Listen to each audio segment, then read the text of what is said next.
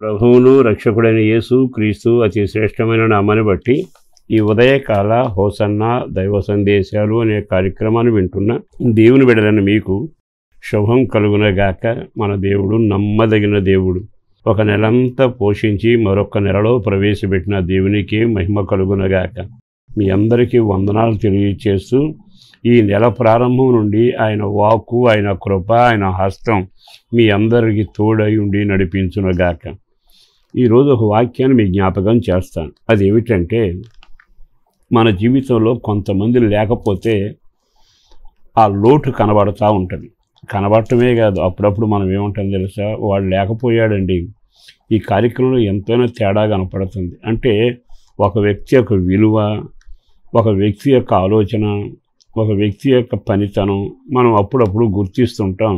ఆ రీతిన మాట్లాడుతూ ఉంటాం. అంటే ఆ లోటు వాళ్ళు అనుభవిస్తున్నట్టుగా ఇట్టే వాళ్ళు చెప్పే మాటల్లో మనకు అర్థమవుతుందిగా. అయితే నేను మీకు ఒక మాట జ్ఞాపకం చేస్తాను. మనం ఆరాధన చేసే దేవుడు మనల్ని నడిపిస్తూ ఉన్నాడు. పుట్టింది మొదలుకొని ఇప్పటి వరకు నడిపించాడు. చెరలో ఉన్న ఇశ్రాయేలును విడుదల చేసి నడిపిస్తూ వచ్చాడు. ఆయన మన మధ్యలో ఉంటే మన జీవితం ఆశీర్వాదకరం. ఆయన మన మధ్యలో లేకపోతే చాలా నష్టపోతాం. నరుడే లేకపోతే ఆ తేడా నీకు కనబడుతుందిగా. మరి ఈయన సృష్టికర్త, మనం ఆరాధన చేసే దేవుడు సృష్టికర్త. ఉన్నవి లేనట్టు, లేని ఉన్నట్టు చేయగలిగినవాడు. నేల మీద నీళ్ళ మీద నడవగలిగినవాడు. అన్నిటికంటే శవంతో పలకరించగలిగినవాడు. ఒట్టి నీటిని ద్రాక్షారసంగా చేయగలిగినవాడు. ఒకటేమిటి, ఆయన చేసే కార్యాలు అంచనాలకు మించి ఉంటాయి. ఆయన మన మధ్యలో ఉంటే బాగుంటుందిగా. ఒకవేళ ఆయన లేకపోతే ఇంకెంత నష్టం ఉంటుంది. యెషయా గ్రంథం 45వ అధ్యాయంలోని ఓ చక్కని మాట మీకు వినబడి చేస్తాను. ఆ 14వ వాక్యంలో ఈ విధంగా రాయబడింది: నిశ్చయముగా నీ దేవుడు నీ మధ్యలో ఉన్నాడు. నిశ్చయముగా నీ దేవుడు నీ మధ్యలో ఉన్నాడు. ఎందుకని అంత చక్కగా రాస్తున్నాడు అంటే, ప్రజల మధ్యలో ఆయన ఉంటే ఆ ప్రజలు ఎలా ఉంటారు? ఆయన ఎవరో తెలుసా? లోకానికి వెలుగై ఉన్నవాడు. మరి ఆయన మన మధ్యలో ఉంటే మన కుటుంబాలు వెలిగించబడి చీకటి, శాపం, పాపం నుంచి విడుదల పొంది ఆయన వెలుగులో చక్కగా వెలిగించబడి జీవిస్తాంగా. ఆయన జీవాధిపతి. ఆయన ఉన్న చోటల్లా జీవం ఉంటుందిగా. ఈ రోజున ఆ ప్రజలతో ఆయన అంటాడు కదా, మీ మధ్యలో యెహోవా ఉన్నాడు. అంటే ఇప్పటి వరకు చీకటి గమ్మినా, కలవరాల్లో ఉన్నా, ఒంటరిగా ఉన్నా, పతనం అయిపోయినా, అయ్యో నా రాత్రి ఇలా అయిపోయింది, కన్నీళ్లు విడిచి ఉండవచ్చు. నెల మారింది, నా దేవుడు నిన్ను కనికరించబోతున్నాడు. ఈ నెల అంతట్లో ఆయన మీ మధ్యలో ఉండి అంచనాలను మించిన కార్యాలు చేసి నీ అవసరాలు తీర్చడమే గాక నీ భవిష్యత్తును అద్భుతంగా మలచగలిగిన వాడు. ఆ వాక్యం చదువుతాను వినండి.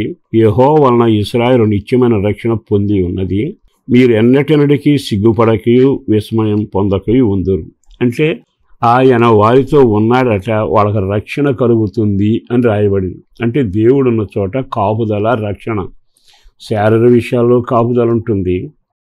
నీ ప్రాణాత్మ దేహాలకి కాపుదల ఉంటుంది. నీ జీవితంలో కన్నుమూసి జారిపోతే నరకానికి వెళ్ళిపోతారుగా. ఆ యమగుండాన్ని కూడా కాపాడగల రక్షణ ఆయనే. ఆయన రక్షణకర్త అని పేరు పెడతారు. మరి ఈ రోజున ఆయన మీ మధ్యలో ఉంటే ఎంత బాగుందా మాట. రెండవది ఏమిటో తెలుసా? మీరు ఎన్నటెన్నటికీ సిగ్గుపడకై విస్మయం పొందకై ఉందరు. అంటే మీరు తలదించుకునే పరిస్థితి రాదు. అవమానాలు మీ ఆస్తి అవ్వదు. మీరు సిగ్గుపడుతూ వేదన పడవలసిన అవసరం లేదు. మిమ్మల్ని చూసిన జనం అయ్యో అని అనకుండా ప్రతి కార్యాన్ని ఆయన భుజాన వేసుకుని మీ మధ్యలో ఉండి మేలు, దీవెన, క్షేమం కలుగ చేయగలిగిన వాడు. ఒకవేళ ఇప్పుడు దరిద్రంలో నీవు సాగిన, అందరి చేత నిరాకరించబడిన, పాపం నీ మీద పెత్తనం చేసిన, వెళ్లే మార్గం చీకటిగా ఉన్నా, ఏది పట్టినా కలిసి రాకపోయినా, సహోదర ప్రేమకు దూరమై వెలివేయబడిన వ్యక్తిలాగా ఉన్నా, ఎందుకో ఈ నెల ప్రారంభంలో ఆయన అంటున్నాడు, యెహోవా మీ మధ్యలో ఉన్నాడు. నిశ్చయముగా ఆయన మీ మధ్యలో ఉండబోతున్నాడు. ఆయన ఉంటే వెలుగుంటుంది, జీవం ఉంటుంది. సిగ్గుపడే పని లేకుండా ఖాళీ పడవ నిండుతూనే ఉంటుంది. నీళ్లు ద్రాక్షరసం అవుతూనే ఉంటాయి. గుప్పిలు విప్పి ఆహారం ఇవ్వగలిగిన వాడు. ఆయన క్షేమంతో నిన్ను నడపగలిగిన వాడు. ఈ నెలంతట్లో ఆయన మీతో ఉండునగాక. పరిశుద్ధుడును ప్రేమామడి నా ప్రభు వందనాలయ. నువ్వు చేసిన మేలు కొరకు వందనాలు. నీవిచ్చిన వాగ్దానం కొరకు వందనాలు. తమ జీవితాల్లో అవమానాలు, వేదనకు కారణమైన పాపాన్ని ఒప్పుకుని విడిచిపెట్టి జీవితాన్ని సరిచేసుకుని నీ ద్వారాలు మేలు పొందాలి. నీవు వారిని హెచ్చిస్తూ వారి మధ్యలో ఉండి కార్యాలు జరిగించండి. పిల్లల కొరకు, పెద్దల కొరకు, ఆరోగ్యం కొరకు, ఆహారం కొరకు, చదువుల కొరకు, ఉద్యోగాల కొరకు, విడిన కాపురాలు కట్టబడడానికి, హీనస్థితిలోంచి మార్పు చెందడానికి ఊహకు మించిన ఘనకార్యాలు చేయండి. వారి దేవుడిగా వారి మధ్యలో ఉండి వాళ్ళ జీవితాలను అవమానం లేకుండా ఆనందంతో కొనసాగించి రక్షణ భాగ్యంతో నడిపించండి. రాకడ కొరకు సిద్ధపరచండి. అందరికీ ఆరోగ్యాన్ని ప్రసాదించండి. ప్రార్థనలో పెంచండి.